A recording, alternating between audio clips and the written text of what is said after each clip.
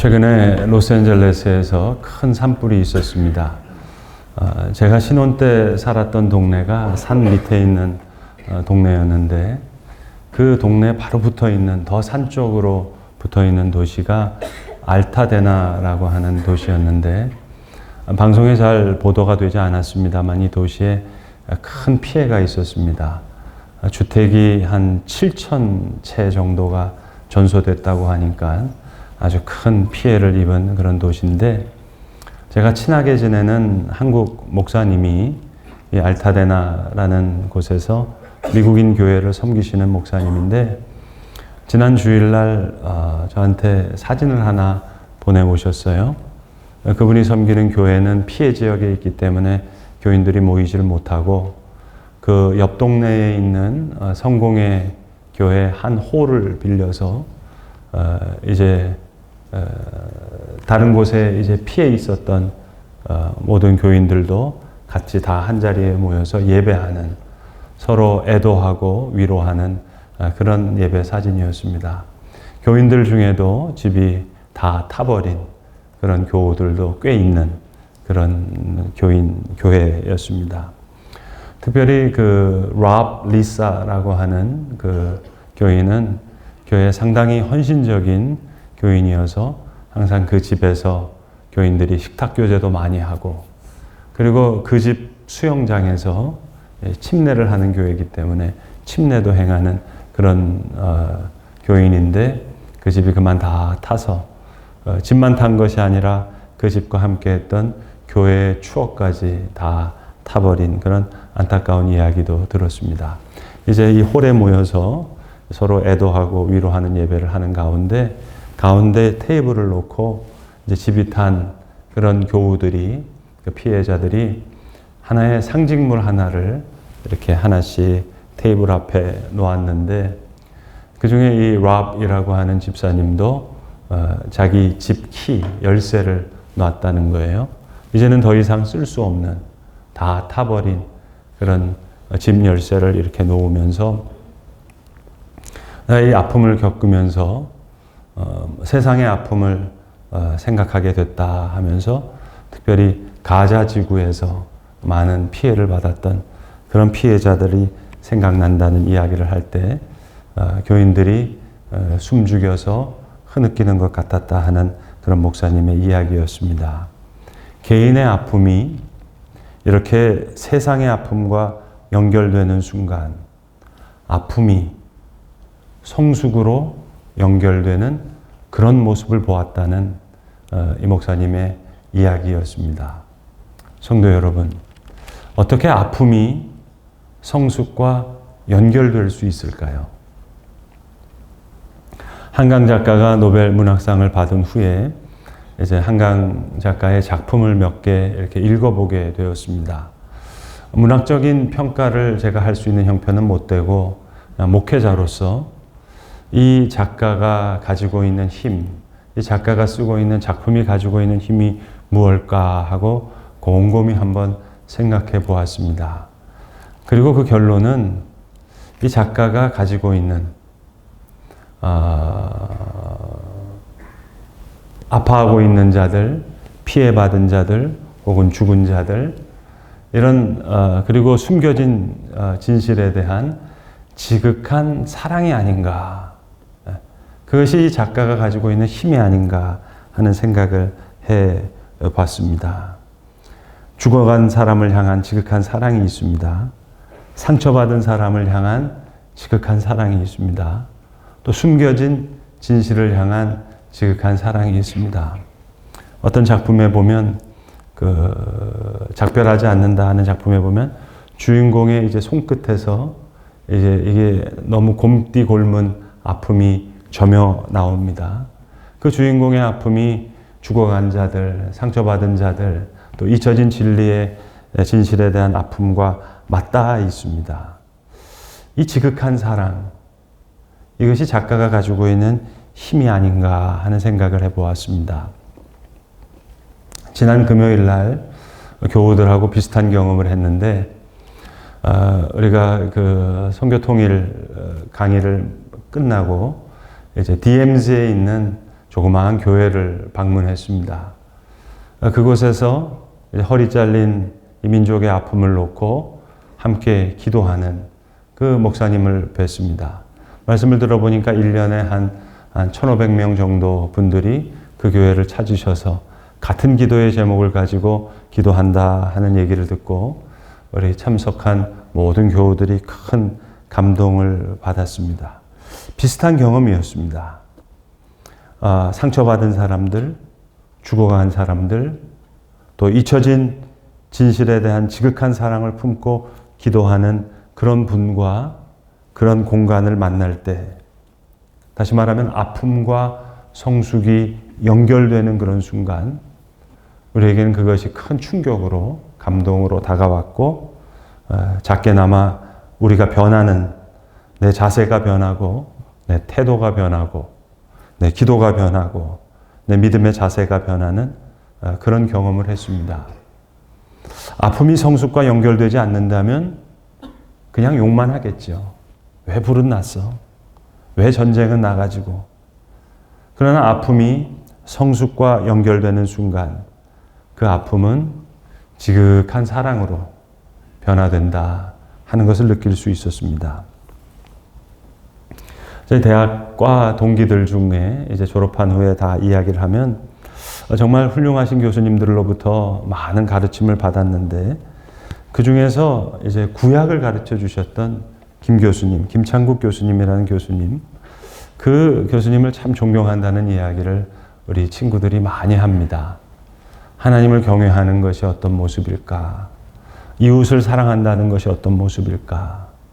역사 앞에 바르게 산다는 것, 이 민족과 이 나라 앞에서 바르게 산다는 게 무엇일까 하는 것을 몸소 보여주신 그런 교수님이 아닌가 하는 생각을 해봅니다.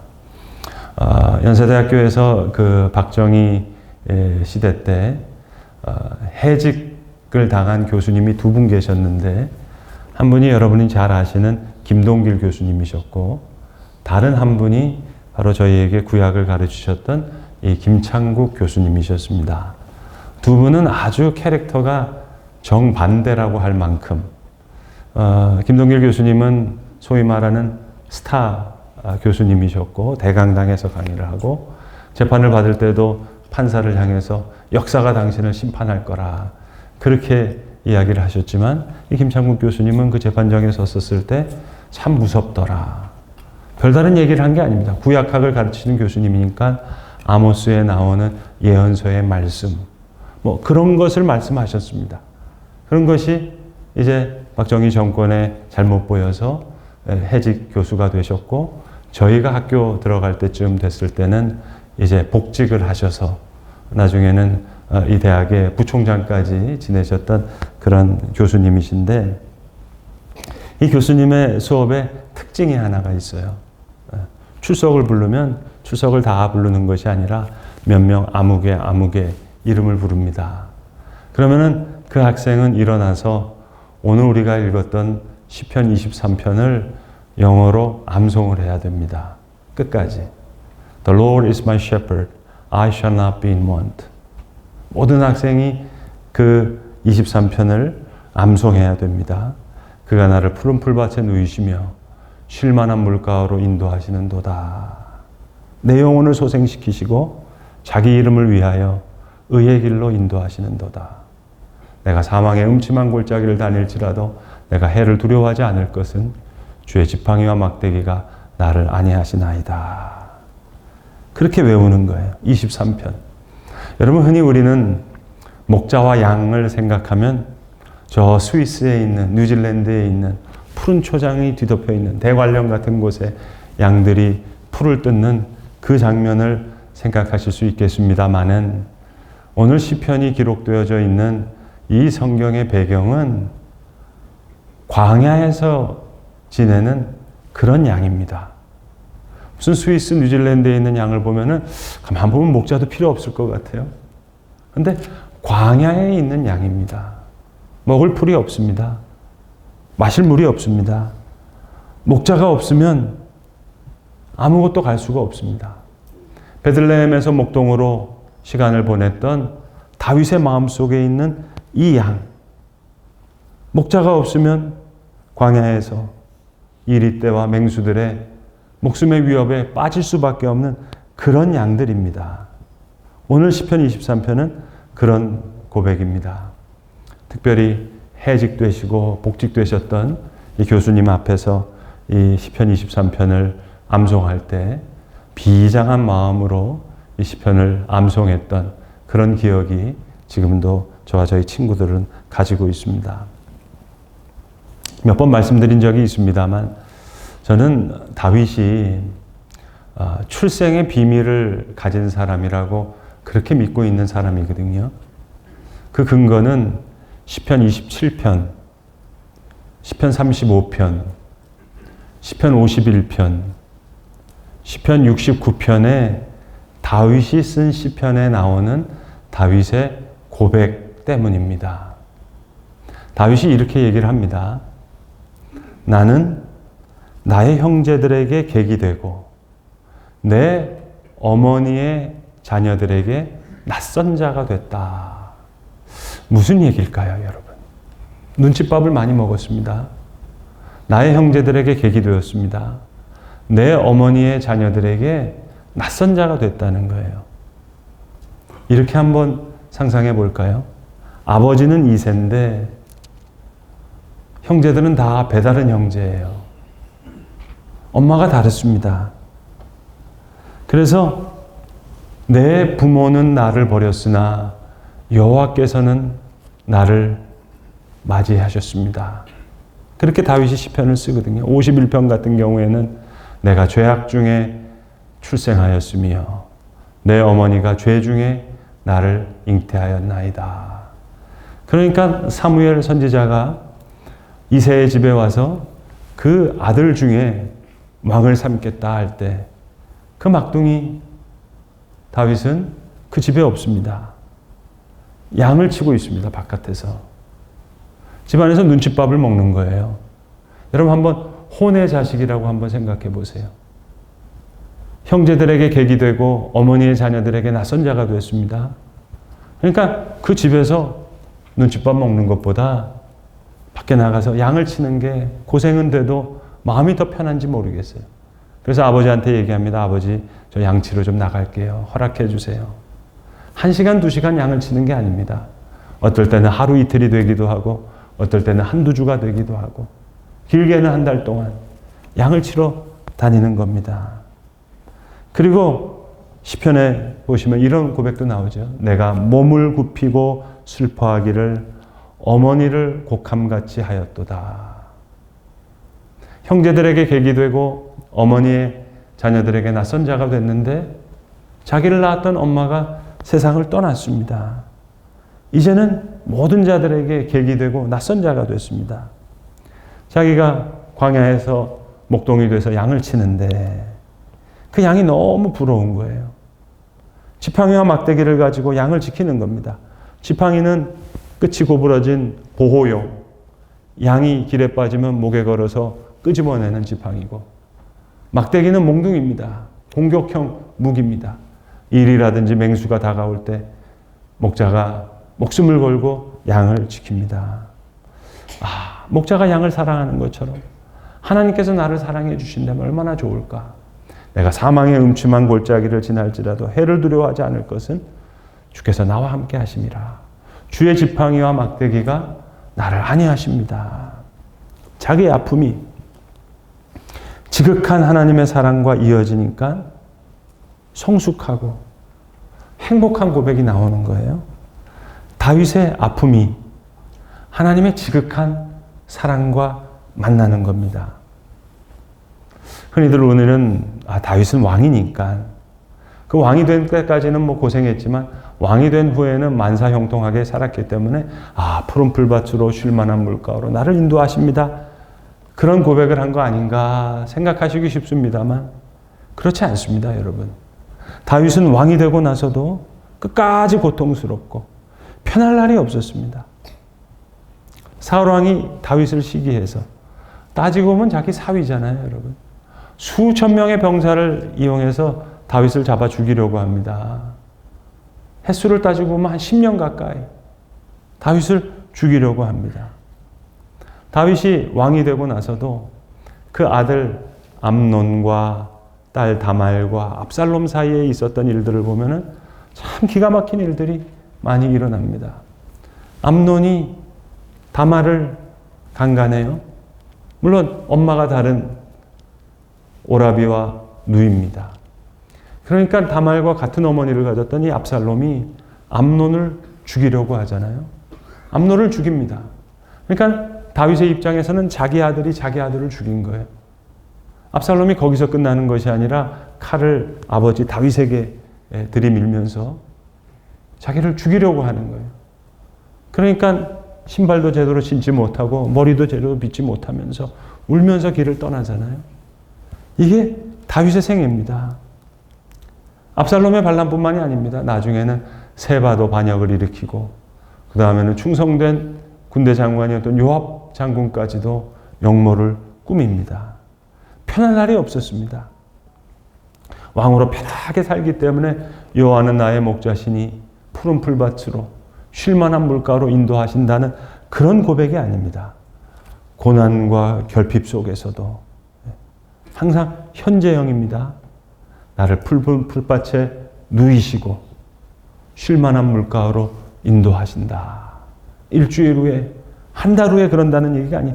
지금 내 원수의 목전에서 내게 상을 차려주시고 기름을 내 머리에 부으셨으니 내 잔이 넘치나이다. 이것이 다윗의 고백입니다. 바로 여기서 내 영혼을 소생시키시겠다는 그런 고백입니다. 여러분 사도행전에 보시면 바울과 실라가 빌립보 감옥에 갇히잖아요.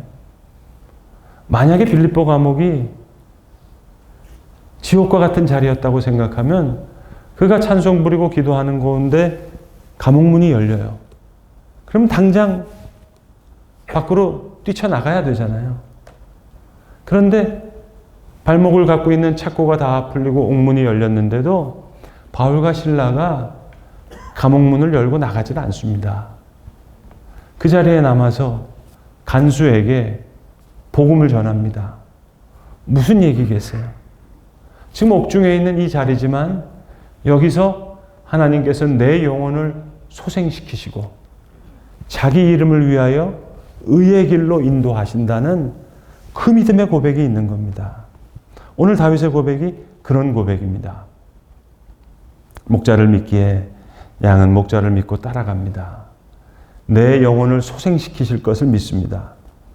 목자는 다 압니다. 양이 피곤한 것도 알고 햇빛에 지친 것도 알고 배고픈 것도 알고 목이 마른 것도 압니다. 양은 스스로 물 있는 곳을 찾지를 못합니다. 목자가 쉴 만한 물가로 인도하여야 그 영혼을 소생케 합니다. 시원하게 해줍니다. 이제 양은 그 목자를 따를 뿐입니다.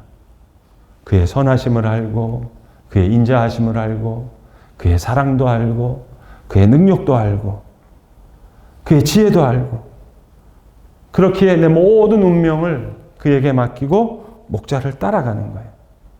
목자와 운명을 같이 합니다. 선한 목자는 양을 위해서 목숨을 버리기에 양은 목자를 따라갑니다. 광야에 있는 목자는 양과 함께 시간을 같이 합니다. 떠나지 않습니다. 양을 위해 목숨을 벌립니다. 광야에서 함께 자고 함께 눕습니다. 그리고 양을 그렇게 지킵니다. 밤이 되면 우리에다가 양을 집어넣고 그 문 앞에 떡하니 누워서 잠을 잡니다. 그러면 양은 절대로 목자를 타넘어가지 않습니다. 그리고 아침에 목자가 일어나면 양들은 다시 목자를 따라 나옵니다. 전적인 신뢰, 전적인 믿음. 이 얼마나 아름다운 이야기입니까? 그러니까 다윗의 기준은 그 하나님이 나와 함께 하시느냐, 그렇지 않느냐, 거기에 있는 겁니다. 주의 선하심과 인자하심이 내 평생을 따르리니. 여러분 다윗이 평생 형통한 삶을 산 게 아니잖아요. 그런데 왜 내 평생에 주의 선하심과 인자하심이 정녕 나를 따른다고 고백했겠습니까? 그러니까 다윗의 기준은 내가 형통하냐 형통하지 않느냐 그 기준이 아니라 하나님이 나와 함께 하시냐 함께 하지 못하느냐 거기에 있습니다. 그러니까 주의 선하심과 인자하심이 나를 떠나지 않으니까 그걸로 충분한 거예요.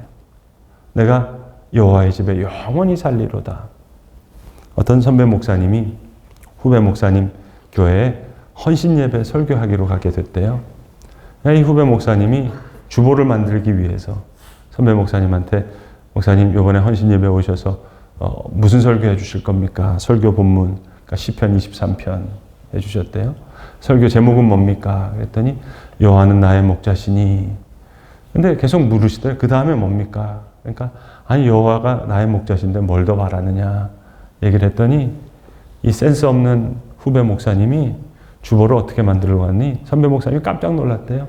가서 주보를 받아보니까 설교 본문은 제대로 썼는데 설교 제목이 여호와는 나의 목자시니 뭘 더 바래. 그랬다는 겁니다. 시편 23편. 여기 참 성숙하고 행복한 고백이 있습니다. 여호와가 나의 목자시니 더 바랄 게 없다는 거예요. I shall not be in want. 나는 뭔가를 바랄 수가 없습니다. 라는 겁니다. 대관령에 있는 양이 아닙니다. 저 뉴질랜드나 스위스 사진에서 보는 푸른 초장에 누워있는 양의 고백이 아니라 광야에서 목자를 따라가는 양의 고백입니다. 목자가 계시니 푸른 풀밭에 누이시며 쉴만한 물가로 인도하실 거라는 겁니다. 왕이 된 후에 만사 형통을 경험했던 다윗의 고백이 아닙니다. 한평생 고통이 끊이질 않았던 다윗이지만 여호와께서 나와 함께 계시니 내 영혼을 소생시키시고 자기 이름을 위하여 의의 길로 인도하실 거라는 거예요. 사망의 음침한 골짜기를 지날 때에도 주의 지팡이와 막대기가 나와 함께 하시기에 내가 해를 두려워하지 않을 거라는 성숙하고 행복한 고백입니다. 이제 다음 주가 되면 이제 음력 정초가 됩니다. 우리는 늘 복에 대해서 얘기를 많이 하고 새해 복 많이 받으시라고 복을 받으시라고 복을 비는 그런 시절입니다. 성도 여러분, 그 많은 날 복을 생각했습니다마는 이제 묻고 싶은 것은 얼마나 행복하냐 하는 겁니다. 복된 여건이 아니라 행복을 생각합니다. 주의 선하심과 인자하심이 평생 나를 따르니 나는 행복하다는 그 고백.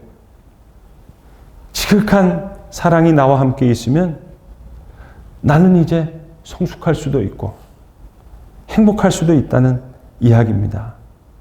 그 많은 날 우리는 그 많은 복을 생각했습니다마는 이제 성숙하고 행복한 자의 행복이 어디 있는가 그걸 생각해야 되겠습니다. 여호와가 나의 목자시니 내가 부족함이 없습니다. 소원이 없습니다. 바랄 것이 없습니다. 주의 지팡이와 막대기를 기뻐하는 겁니다. 주의 선하심과 인자하심을 기뻐하는 겁니다. 그로 나는 행복합니다. 옛날 목사님들이 해주신 말씀이 있어요. 불교는 상가집과 같고 유교는 제사집과 같고 기독교는 잔치집과 같다 하는 그런 말씀들을 해주셨습니다. 그러니까 얼굴에 빛이 날 정도로 누가 예수를 잘 믿는 사람이겠습니까? 잘 웃는 사람입니다. 얼굴에 빛이 날 정도로 환하게 잔치집에 가서 즐기는 것 같은 그런 마음으로 사는 것. 그 사람이 예수를 잘 믿는 사람입니다. 오늘 다윗은 그의 심령이 환하게 웃고 있습니다. 기뻐하고 있습니다. 여호와가 나의 목자시니 그건 행복하게 하고 있습니다. 여호와가 나의 목자임을 믿기에 그의 지팡이와 막대기를 믿습니다. 그의 선하심과 그의 인자하심을 기뻐하고 나는 부족함이 없다고, 더 바랄 것이 없다고, 소원이 없다고 그렇게 고백하고 있습니다. 다윗의 이 성숙하고 행복한 고백이 오늘 새해를 사는 저와 여러분의 고백일 수 있기를 간절히 소망합니다. 기도하겠습니다. 아버지 하나님, 다윗의 많은 아픔과 하나님의 지극한 사랑이 서로 만나는 참으로 성숙하고 행복한 믿음의 고백을 우리 시편 23편의 말씀을 우리가 묵상했습니다. 저희 또한 여호와가 나의 목자이심을 믿기에 내가 더 이상 바랄 것이 없습니다 라는 고백을 할 수 있게 하시고, 주의 지팡이와 막대기를 기뻐하며 주의 선하심과 인자하심을 기뻐할 수 있는 그런 귀한 믿음의 사람으로 살아가게 하시옵소서. 우리 구주 예수 그리스도의 이름으로 기도드리옵나이다. 아멘.